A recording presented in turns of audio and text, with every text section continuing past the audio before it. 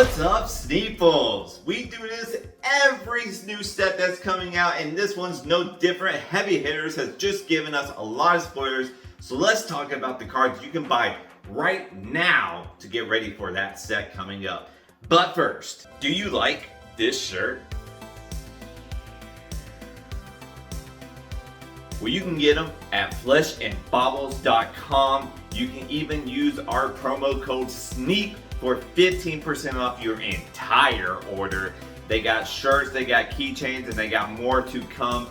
So check them out, fleshandbaubles.com. Let's get back to the video. All right, Heavy Hitters coming at us with a lot of new mechanics. We got Clash, we got Wager, and we are going to see a ton of gold out there. Plus, we got Kasai. We now know Kasai is an adult hero that we will be playing with, so we have a ton of cards to go over. Let's first start with that gold token. There's going to be a ton of gold going around with this set, and so what cards can we get right now to prepare for that? Well, not much. We got cash in, but one card that's been spicy forever now is Knick Knack Bricker Brat. You know, even Squeezy and Fluff came out, and that is a merchant hero that works with gold, so this might be a little bit more playable even now. If Knick Knack Bricker Brat sees the potion it needs to just have an explosive turn, with how much gold that's being put around, you don't need a lot of setup for it. So this might be the time that it might finally shine. And it's cheap. It's just cheap. Might as well grab it now. And if you like it a lot, there's full art versions that look, a little flashy with. Okay, that's with the gold. Let's get into one of those new mechanics, and that is Wager. We finally know that Wager means that if your attack hits, you get something, but if your attack doesn't hit, your opponent gets something. And usually that means it's like a gold token, a agility token, might, bigger, whatever. There's a lot of tokens that can be, passed around with these cards, but wagering is it's a gamble, right? So you want to make sure you can beat the odds and make sure you're guaranteeing that wager to come right back to you. And that's with Dominate, Overpower, and cards that, mess with the defense. So let's get into Nourishing Emptiness. This is a generic. Any hero can play it, but truthfully, it's more of a Dorinthia, warrior-based card than anything else. Sometimes Drama plays it, but this is a Dominate card that can help get there for you. Next up is Spillblood. Spillblood is giving our axes Dominate. We're already seeing axes make its way into the meta. We could see the coming back of the two one-handed axes, but we're already seeing Decimator's Great Axe do work. Why not Spillblood? Why not make our axes have the Dominate to ensure we're winning that wager? But let's talk about another axe that hasn't seen play yet, and that is Merciless Battle Axe. This axe isn't as good as Decimator's Great Axe, that is the truth, but maybe this is a set to help it out. Overpower is a great mechanic, especially if Evo cards are involved. And then on top of that, it is a very cheap Marvel. The Marvel's like $40. That's great. So if this card ever gets big, if this card gets the cards it needs to become a very big, axe swing type deck, then this might be the axe to run. Get the cheap Marvel if you so desire, but picking up just a regular Majestic is worth your time. Now let's talk to the good axe here. This is the Decimator Great Axe. This axe is a rare, so this one's a lot easier to grab, and I wouldn't even say go after regular. But a cold foil, why not? This card is getting more and more played by Dorinthia now, and could see even played by Kasai. Probably not, because Kasai works with swords, but you never really know what's going to be coming out. And like I said, it's cheap pickup. You might as well grab it. Dorinthia is already going to the axe. She's going to get a lot from this set, so let's get a great axe while we're at it. All right, keeping up with the warriors, we have Rout. Rout is great for disrupting the fence. Making your opponent defend for a lot less than they thought they would ensures that you can get that wager won. And that's what we want with Rout. Rout ends games on top of it, so it's just overall a good card. I could see the new Kasai running Rout and having much success with it. And finally, our last card for this wager concept is Emboldened Blade. This is another cheap card. Rout's pretty cheap, Emboldened Blade's pretty cheap. Another cheap card to just make defense reactions harder to run. right? If they have a defense reaction in their arsenal, then Bolting Blade destroys it before they even get a chance to play it. When you're playing with wager cards, this is a great card to make sure your attack hits and you will win. Okay, that's the wager mechanic. Let's get into the new one, and that is Clash. Clash is a mechanic where both players are going to reveal the top card of their deck. Whoever has the higher attack wins the clash, which means they usually win some sort of token along with it. So now what we're looking at is how can we win these clashes? And that is just by big attacks. There's really nothing else to it. And so when we think of big attacks, we want cards that are 6 power or above, but we even want them to be above 6 power because that almost guarantees to win. So let's get into some of that. With Brute, we have Alpha Rampage. If you're going to be playing Rhinar and you're going to be clashing, Alpha Rampage is already good, but you're already playing it, right? And you're already playing Swing Big too. That's another card that you're gonna need for Brute. If we get a new Brute hero, there will also be playing Swing Big. That card is way too good to ignore, so just go ahead and grab that. But a Brute that we haven't talked about is Labaya. Labaya made her way into this video. Shaded Death Hydra is a card that's not being played by her right now. But if she picks up some of these Brute cards that clash, Shaded Death Hydra will win you that clash. 13 is very, very hard to beat. In fact, there's only one card that can do it. So Shaded Death Hydra is probably worth the pickup. It's pretty damn cheap. Why not? Alright, let's get into the card that can beat Shaded Death Hydra in a clash, and that is Pulverize. Bravo decks have been kind of leaning away towards Pulverize, playing 0 or 1. Well, maybe it's worth playing a little bit more now. If Clash becomes a thing that we're starting to see more and more, Pulverize can win those clashes every single time. On top of that, you can get fancy with this one. You can get some full arts to just even look prettier. But Pulverize will do it for you, as well as all the other Guardian cards out there. You know, you already are running Crippling Crush, Spinal Crush, Cranial Crush. These cards are great. Maybe some other cards that you're not running yet that might see some play if you want to win these clashes is Mangle and Righteous Cleansing. These are both cards that are very cheap right now that can have high attack power. That especially works well with Guardian. So whether you're going to be playing Bravo or a new Guardian that's coming out, they're cheap cards that go ahead and pick up, and if they don't get played, okay, you lost like $2. That's fine, right? One other card to consider for the clash ability is Bolting Blade. And I know, that's Bolton, baby. Bolton has made his way onto the videos just as well. Bolting Blade, I think, is going to be very good because Bolton's gonna get some cards from this set. There's no way around it. He's gonna get some warrior cards that he's gonna be able to play. He's going to get some clash cards. That means that if you win, you get a bigger token or a might token or an agility token. All these tokens can be very, very useful for Bolton's style of play. So I can't imagine that he's not going to want to play these clash cards. And if you're going to be playing them, Bolting Blade is the way to do it.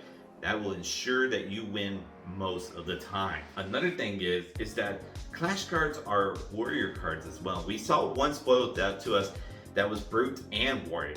That means that there has to be some more warrior cards out there that aren't just bumping up the blade, but also just our attack action. So consider that warriors are probably going to get a lot of attack action, and that Kasaya might not just be a blade, you know, Centauri Saber Kasaya, but she actually might be something similar to Bolton, where she has attack action and swords. Just something to think about. Alright, speaking of Kasaya, let's talk about some of the cards that work very well with her. Of course, No Blood on Her Hands is very, very good. Now, with this new Kasai, maybe it doesn't work as well, but it's really hard to say. That card is just so damn good. We also know that Kasais in the past have used Minerva Themis. This new Kasai has a young version. Could equally be good. Might be worth a pickup even now. Morlock Hill is something that has been slept on because Oasis Respite can now be sideboarded in Blitz. That still might be the case, but again, it's something cheap and it's worth considering. We're just trying to provide some very cheap cards you can pick up now, right? So Morlock Hill might be worth considering. One card that no one's talking about that could be very good with this new Kasai, at least for sideboard use, is Jubil Spellbane. Kasai might not operate the same as her Centauri Sellsword self. she might be a one sword type person. If this is the case, Jubil Spellbane might be what you need for that wizard matchup. Icelander might be around or might not be, who knows by then, but Kano will. And having some sort of way to prevent some arcane damage is very good against the wizards as well as the rune blades, which, you know, maybe Vinsat becomes something, I don't know. Maybe Vinsat. Let's get into the class cards. The class cards you can pick up now for Brute, Guardian, and Warrior. We'll start with Brute. Alright, I'm not gonna mention, you know, Blood Rush Bellow and some of these other cards that, like, of course, like, you should be definitely running 3 of those. That's what we're not gonna mention here. We're gonna mention some of the ones that aren't being used. And that is Berserk. Berserk isn't really being used right now, and this new set might give enough blue 6s to Brute that Berserk can be very, very good. This might be the new direction for Brute. If enough blue 6s get printed, Berserk can be amazing. So pick up some Berserk, because if that happens, I can see this deck running rampant. Alright, another thing is, we got Kasai, right? We got a young hero to an adult in the arena. Maybe we get Kaio. It's possible. You know, Kaio's not as popular as Kasai, but it's possible. And if that's the case, you know, why not be ahead of the curve? Get yourself a Kaio that's like rainbow foil, cold foil, if you really want to. But honestly, just pick up some ready to rolls, right? Those are cheap cards, they're majestics, and if Kyle is gonna be made into an adult hero in this arena, yeah, ready to roll is gonna be very, very good, and it will skyrocket. So ready to roll, and maybe even a rugged roller. If you can get a cold foil for cheap, that's a cool card that works with Kaio as well. So these are very spicy, I will say. The Kaio thing's a little spicy, but it's cheap cards. So if it hits, right? So there's not a lot to risk here for potentially a very high reward. All right, now let's talk about Guardian. There's really only one card I want to talk about here, and that's Earthlore Bounty. Again, this is another card that we haven't seen get used by Guardian yet, that I actually think might be able to make waves. Earthlore Bounty works perfectly if you're going to be drawing cards a lot, and if you're running gold, you are. So making those Seismic Surge tokens is going to be big in order to come in with these big pulverized attacks, right? So I could definitely see this card being very good, especially if the new hero works with making Seismic Surge tokens or works with drawing cards. So consider Earthlore Bounty and pick it up. It's really cheap right now. Even the cold foil full art is actually like $15. Get it. It's so cheap, and this one I actually think has a higher chance of being put into relevancy for this new meta. Next up is Valda. Valda's just cheap. You know, I just think she gets a little bit of a buff here. If you don't have a Valda already, or if you don't have a cold foil, it might just be time to just go ahead and pick one up. She's pretty cheap, and you know, it wouldn't hurt you.